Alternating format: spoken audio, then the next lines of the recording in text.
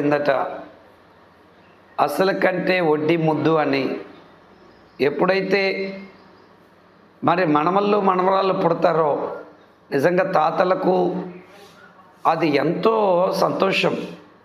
వారికి బిడ్డలు పుట్టినప్పటికంటే కూడా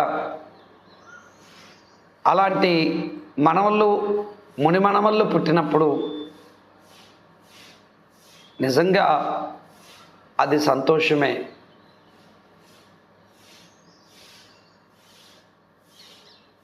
ఎఫ్రాయిముకు కుమారుడు మాకీరు అంటే యోసేపుకు మనవడు, మాకీరునకు కుమారుడు అంటే ముని మనవడు.